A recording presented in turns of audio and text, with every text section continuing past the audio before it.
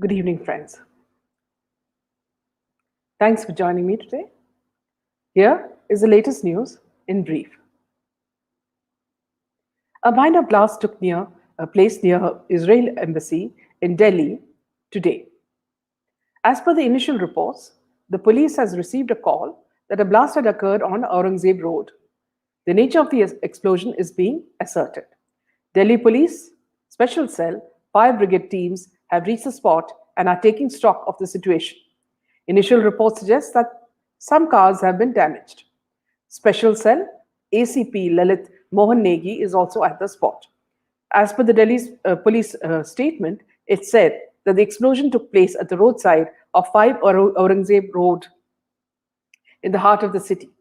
Fire brigade, SWAT, and forensic teams rushed to the spot soon after the incident that took place at around 5 p.m. Is this incident meant to divert the attention from one terrorist group to another terrorist group, especially after what has transpired in the name of farmers' protest in Delhi? In other news, it looks like this week, many are facing a taste of their own medicine, starting with Rajdeep Sardesai and Shashi Tharoor to Navika Kumar of Times Now. We know Rajdeep Sardesai as the anchor who has this terrible habit of spinning fake stories, right from the time of the Godhra riots to the time when Narendra Modi first landed in the USA to the recent Delhi riots run by goons who posed as farmers.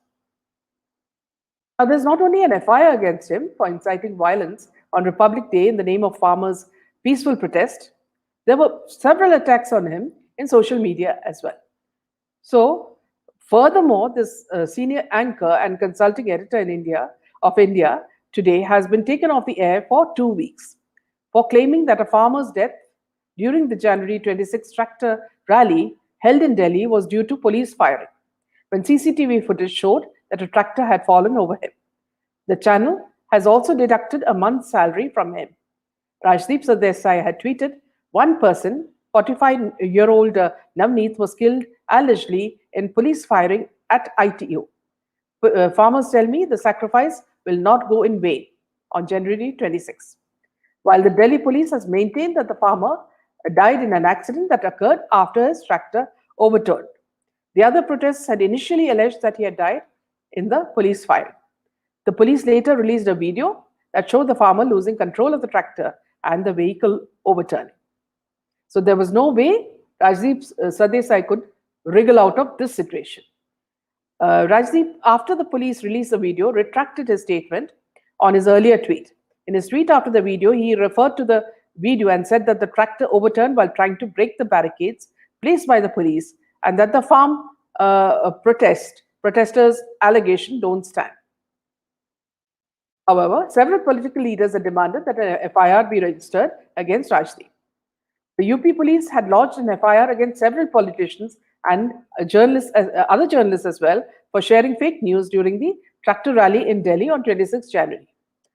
The FIR names other than Sardesai, Congress MP Shashi Tharoor, India Today journalist Rajdeep, as we said, National Herald's senior consulting editor Mrinal Pandey, Qaumi Awaz editor Zafar Agha, Caravans magazine's editor and founder Paresh Nath, Caravan editor Anant Nath, and its executive editor Vinod K. Jose, and another unnamed person.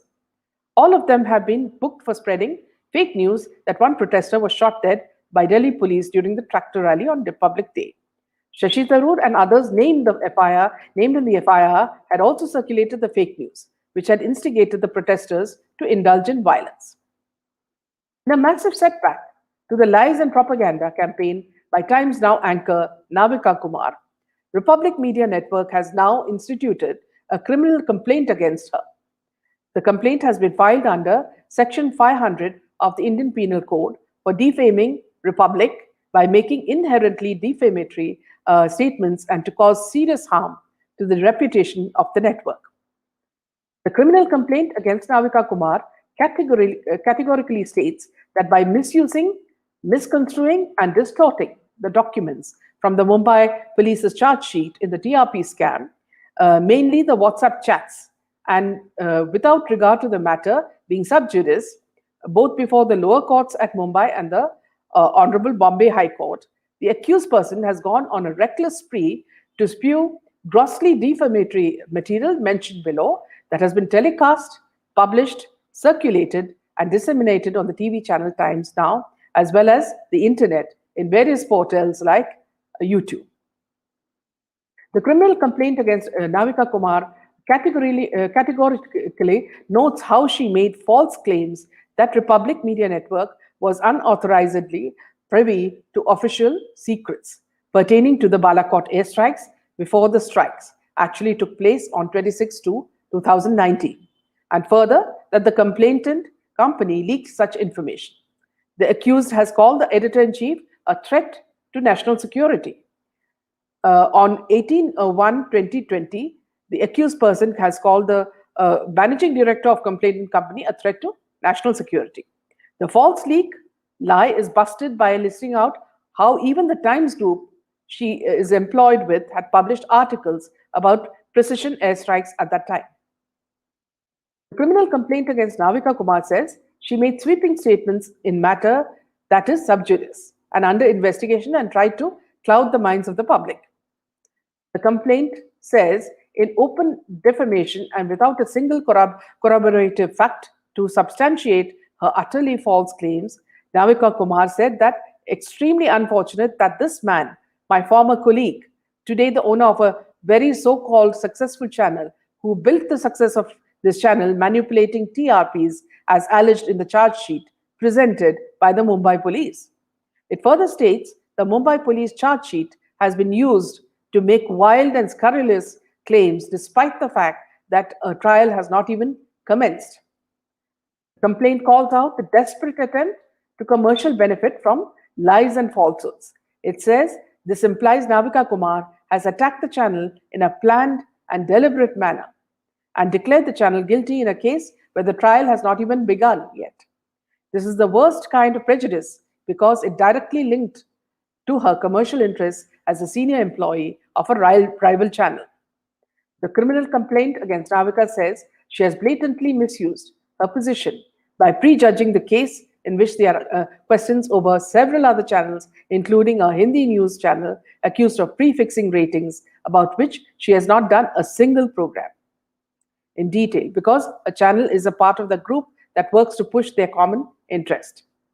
Meanwhile, in news related to SSR case, another lady who tries her best to cash in on SSR's death is TV actress Ankita Lokhane, who continues to whine for some more attention.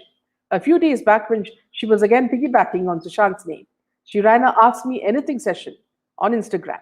One fan asked Ankita about her favorite memory with Sushant, and she immediately dropped a picture from 2016, which is a screenshot of the time when she was on a video call with Sushant. Sushant was away shooting for Dhoni, the untold story at that time, while Ankita was back home.